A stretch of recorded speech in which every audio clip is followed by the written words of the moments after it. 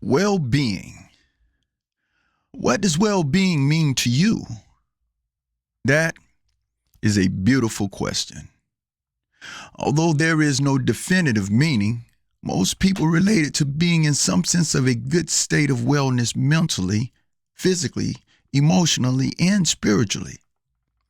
And from my limited understanding of it, just for someone to give thought and contemplate on it activates well-being energy into their experience. So, this is why it is such an awesome question, and I, Papa L, would like to share some thoughts on the great service of simply thinking and becoming aware of your well-being. Now, as I've stated, there is no one set meaning. It is as all of life is to each and every one of us, as it means whatever it means to you personally. I found that most people, no matter what their background or belief systems may be, when asked what it means to them, receive the inquiry graciously. They may have to take a moment to think of it, but they generally do not reject it in a negative manner. Well, I believe the reason that it is a non-threatening question is because it is an inherent knowing that we all have of well-being in one way or another, consciously or unconsciously. Now, my mission today is not to challenge or change anyone's personal meaning. It is simply to offer a broader perspective of this all-encompassing set of words. And I say all-encompassing because ultimately, well-being includes the entirety of the whole life experience. For you cannot know the experience of good save the experience of the not so good, right? So put on your seatbelts and let's take a little ride into well-being together. I came to wanting to share my thoughts of this after hearing some people with good intention advising others to protect their well-being. You have to protect your well-being, they said. And my thoughts immediately were, well, you can protect your well-being, but that would be counterproductive. First of all, I can assure you that your well-being is the one part about you that does not need protection. It only needs to be experienced. It will be counterproductive because as soon as you start to protect anything, you go into a defensive mode, which is actually moving away from well-being because well-being is not defensive. It is pure positive energy moving forward. Let me put it like this. The light does not need protection from the darkness, because when the light appears, the darkness disappears. The light is to be experienced in the midst of the darkness. And people, we all have a light. And it is really a matter of, are you being the light or moving away from it when you are confronted by the darkness? And what does well-being have to do with light, you ask? Well, let me break down well-being for you. Or better yet, let me build up well-being for you. Not to get scientific, but I would have all of us who's not familiar with the fact that everything is energy vibrating to know that it is. And when I say everything, I mean absolutely everything, including you. And everything that is vibrating has a frequency. That said, light and darkness are both energy vibrating at different frequencies. The higher the frequency, the brighter the light. The lower the vibrating frequency, then of course the dimmer the light. So referring to our human experience, well-being is the frequency that represents the abundant vibration of light, and fear is the frequency that lowers the vibration to take us into darkness. These are the two primary frequencies that we create and live from. All thoughts, beliefs, and feelings are projected from either one of these two frequencies. And please note that your words and actions are expressions of your thoughts and feelings, but do not have to accurately represent what your true beliefs and feelings are. And I don't think that this would be hard to comprehend because we all know what a lie is. Now, using the example of a radio dial, imagine that the numbers on each far end of the tuner represent the frequencies of fear and well-being. And your thoughts are the control dial that determines which way the tuner goes. And the way you feel indicates where your setting is. And just for example, on the left end, from the frequency of fear, you have an unlimited supply of thoughts, emotions, and manifestations that come from the waves in that general broadcasting area. The fear frequency broadcast sponsors other frequencies such as doubt, confusion, scarcity, victim, judgment, resentment, distrust, insecure, frustration, guilt, bitterness, pain, despair, dis-ease, disharmony, vindictive, unkind, jealousy, unworthy, hard, pessimistic, complaint, criticism, struggle, worry. And although there's no shortage to this list, I will end it with the number one killer in the world: stress. Now, on the right, from the well-being frequency, you have an unlimited supply of thoughts, emotions, and manifestations that come from the waves in that general broadcasting area. The well-being frequency sponsors other frequencies such as understanding, clarity, peace, love, joy, passion, compassion, freedom, wellness, gratitude, happy, confidence, prosperity, knowing, faith, hope, purpose, fun, kindness, abundance, appreciation, satisfaction, secure, comfort, inspiration, worthy, rest, balance, relief, relax, excited, healing, and I will end this unlimited list with two words: harmony and whole. So now you yourself, being conscious energy emitting vibrations through your thoughts and feelings, send signals into the universe that is projected from one of the two sponsoring frequencies, and the universe will align to you the like vibration that you emit. So, in other words, yes, your thoughts are coming from either a space of well-being or fear. And the reason that these are the two sponsoring frequencies is because at the core of your existence is well-being. And it is whole, complete, lacking nothing, needing nothing to be whole. But then, when you have any thoughts of loss or losing part of your wholeness, this creates the great illusion called fear. So there is only the knowing of being whole or the thought that you are less than whole. That's it. So when you are emitting thoughts of doubt, these are thoughts that indicate the illusion that you are not the natural whole being that you ultimately are. You are sending signals from a fear frequency, and the universe will match your vibration perfectly, and the manifestations will show up reflecting your doubt. In other words, for example, when you are thinking from a space of lack and scarcity, or basically any thought of insecurity, what you will receive will be from the results of that thinking.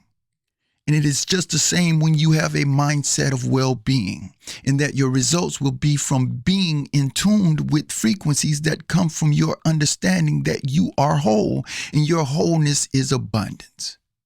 I hope that this explanation will help provide clarity for those who do not understand that anger is an expression of fear. If you do not feel that you have lost, or there is anything to lose, or validation is not required, you will not respond with any expression of fear. Again, all is well. My friends, this is the key to the great code: you reap what you sow. Your thoughts and feelings happens to be the way you sow your seeds, and what manifests and shows up in your life is the harvest that you reap. I also hope that this can provide a better understanding of why it seems that when you constantly ask and pray for certain things that seem to pass you by, it's primarily because you give more focus to the lack of whatever it is that you are wanting, more so than the appreciation of knowing that it is already happening and in the process of a physical manifestation, or more simply, your realization that it is now in the process. You see, the universe receives the vibrations of your words, yes, but your words have very little in the equation with the dominating vibrating power of your feelings. And I'll share this with you. The universe is making no mistakes. You are receiving exactly what you are vibrationally matched with. Yes, it is the same for those who would say God makes no mistakes. You reap what you sow. My advice is to stop giving thought and focus to the unwanted and focus more on what you desire. People, when you are tuned into 83-point broke, you cannot receive what is being broadcast on 108-point abundance. Because your thought of lack is fear-based and abundance is based in well-being. Just like being sick is fear-based and being whole is based in well-being. There are two frequencies at opposite ends of the dial. The good news is that you can always start to change the tuner, the programming, your dial setting, which would be your mindset, to move towards the frequency you desire to receive what you desire. But you must first realize that you are tuned into a broadcast that does not serve you. So again, your well-being is the light. And if it was up to me, I would declare the song This Little Light of Mine by Harry Dixon Lowes to be the global human anthem, because it is an all-inclusive song. Each and every one of us can state, this little light of mine, I'm going to let it shine. It is only a matter of, are you allowing it to shine, or are you dimming your light by moving away from it, by thinking away from it? Please excuse me for a moment as I drift into my love for music. A lyric from the song Flashlight, performed by the amazing group Parliament, just came to mind, as I concur with their announcement that everybody's got a little light under the sun. I love it. But yes, your well-being, my beautiful friends, is your light being, which is your life energy. It is your core being. In truth, it is actually synonymous with different terms and names that most of us do not realize that it is well-being that it's being spoken of.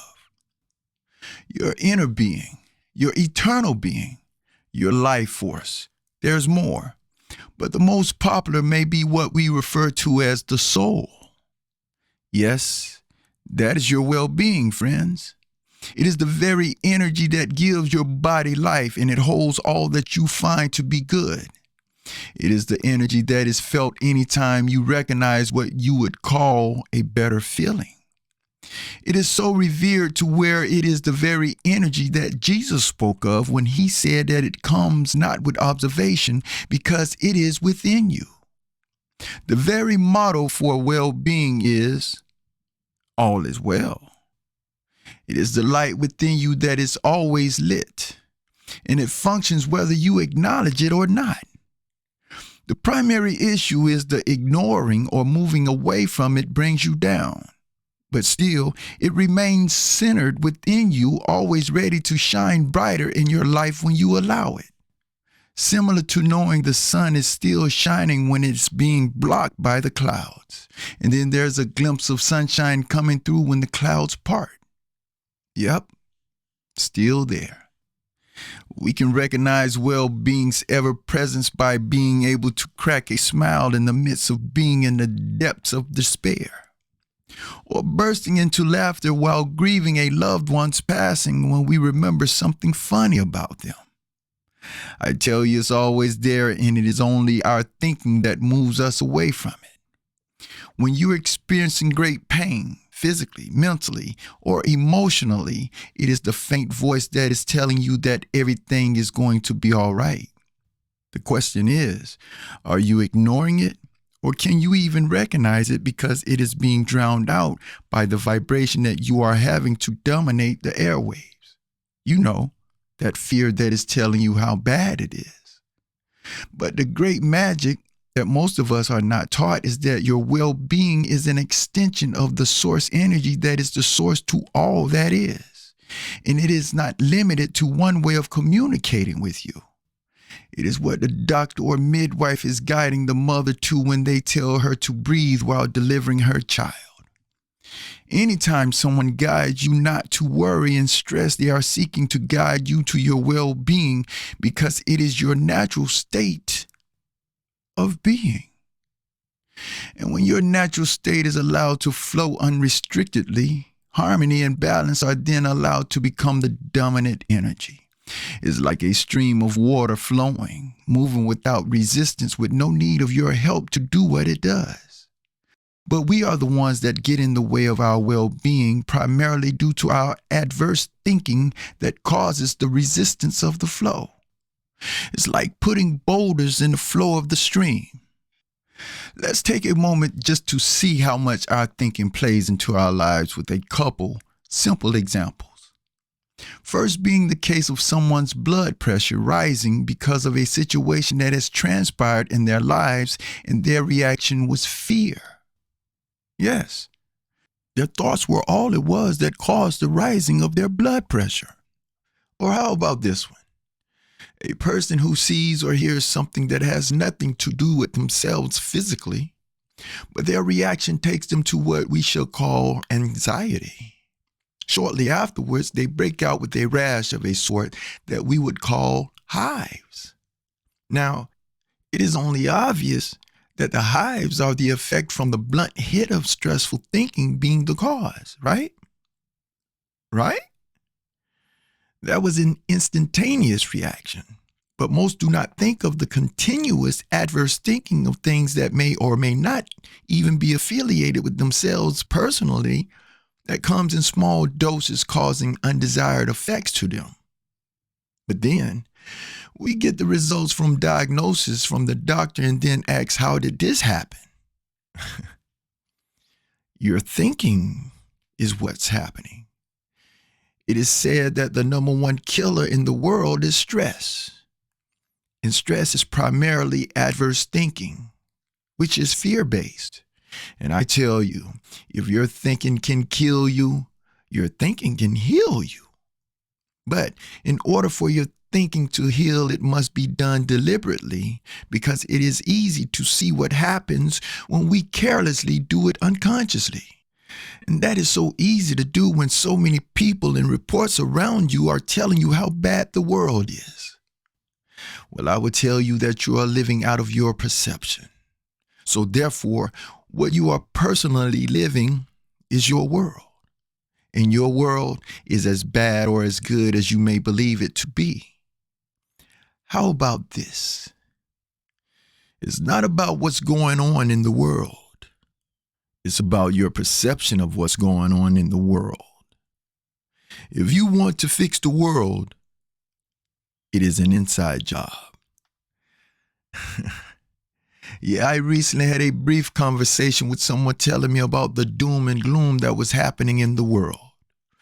And then in an unrelated part of that conversation, they mentioned having a gathering with some family members where they were joking and laughing about something. So I asked them, how could they possibly have fun when there is so much trouble going on in the world? And they responded with, I don't think about that stuff 24 hours a day. Well, this made my point. You can actually focus more on things that move you to your well-being, where you would be in a higher vibrating frequency. But since you choose to give your attention to fear-based thoughts, that is what molds your view of the world. And you get more of what you think about. Again, you reap what you sow. Your thoughts are the sown seeds, and the universe has an unlimited supply to provide your harvest in any direction you choose.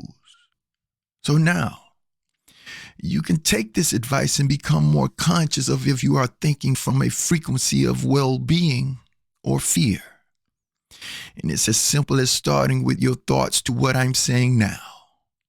Whether you agree or not, it's not about me or actually what I'm saying, or any information that you hear for that matter. It's about you and your response to whatever is presented. As Paul says in the Bible, prove all things, hold fast that which is good. And if any of this resonates with you, please test it and then apply it to build the momentum so as to become second nature for you. But if it does not resonate with you, you can still bless yourself with the understanding that we all do not have to see things the same without casting dense energy into your sowing. Because remember, your thoughts are the sowing. Thinking bad of others does nothing to those you think bad of. It only affects the sower of the seeds. Now, for many, the talk of energy, vibration, and frequency may be off-putting because of not being familiar with hearing about our emotions spoken in these terms. But yes, your feelings are vibrations. And this is why you may have heard some say to lift your spirit, which is to say, raise your vibration. When you operate at a higher vibration, you are operating at a higher frequency to be a more deliberate creator. And there, you can see that nothing is happening by chance. But hear this. Do not be taken aback by terminology. All words are merely vibrational utterances that we seek to use to communicate our thoughts and feelings. The universe responds to your feelings more so than the words or names that we make up trying to give description. Like the word love, for example. I could easily say that love is the polar opposite of fear. But unfortunately, the word love is so convoluted that we often have to give it adjectives when we seek to convey its purity, such as true love, real love, or in love, for examples. Why add other words to it if it's absolute? We even diminish it by saying things such as, I love them, but. Now, I cannot move beyond this opportunity to make mention of a lyric from easily one of my favorite songs ever, performed by the legendary artist known as Prince. The song is entitled Adore. In it, he references how love is too weak to define how much I adore you. Get it? I'm telling y'all, I love it. So, for clarification, well-being is synonymous with love, and when you are connected to your well-being, you do not require the assistance of something outside of yourself to be in love, because the essence of your core being is love. And when someone says something like, love hurts, they are speaking from the position of moving away from their well-being. They are moving away from their light source. And the feeling of pain is the indication that they are moving towards more dense, lower vibrating energy, being disconnected from their light energy. It is the person looking outside of themselves for the feeling that only comes from within. I tell you, if anyone was to ask me that bold question that the great singer Tina Turner presented, what's love got to do with it? I would tell them absolutely everything. Because that is what matters to me the most. And if I, myself, am without it, how could I give it to anyone else? And on the same token, when I have it, why would I empower thoughts that would lead me away from it? So now, understand that it is not called well-doing. For well-being is not based on something that you have or do. It is the essence of who you are. And it is the feeling of resonance from your well-being that is the ultimate goal in everything that we do or seek to have.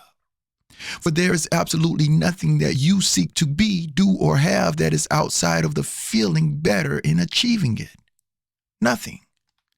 So yes, I also agree that well-being is to do with the wellness of your mind, body, and soul, but it is so much more in the whole of you.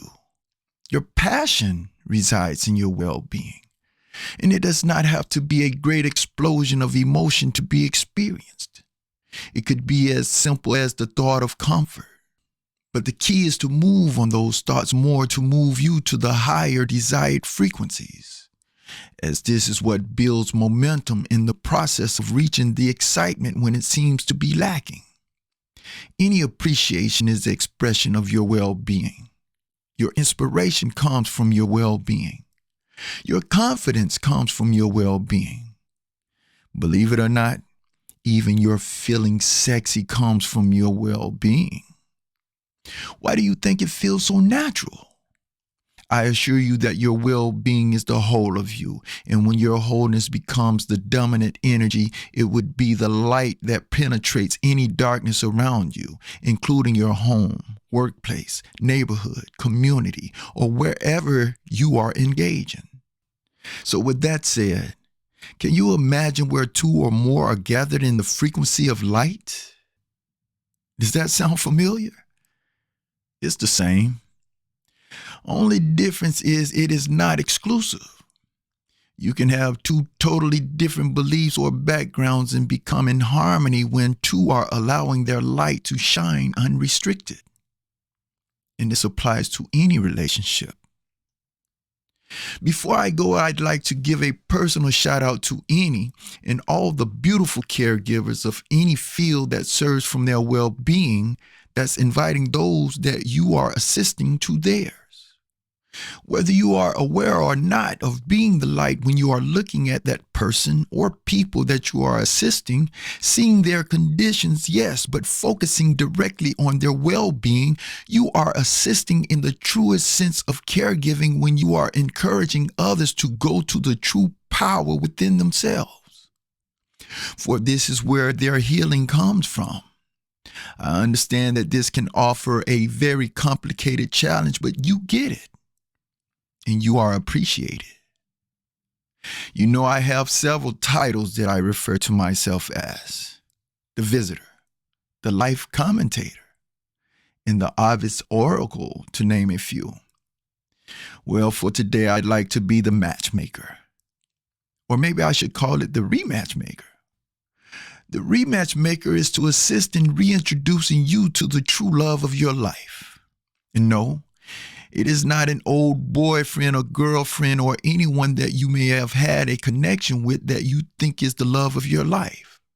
No, it is the one that was and is always there for you through all the good and not so good experiences that would always have you to feel joy in every relationship, no matter how important or insignificant you may think they were.